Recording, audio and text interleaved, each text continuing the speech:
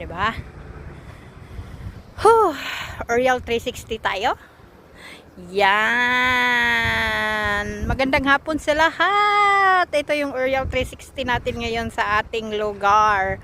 So dito ako ngayon sa rice field nila dahil gusto kong mapag-isa. May ganun, no, mapag-isa talaga.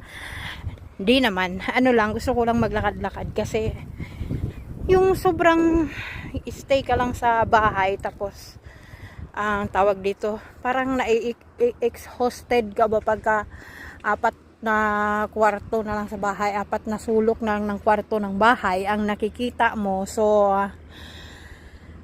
masarap din minsan maglabas-labas, kaya ganito lang yung ano natin ngayon, no? Kasi yung utak natin ngayon ay wala sa hulog, mga jay. Mahirap talaga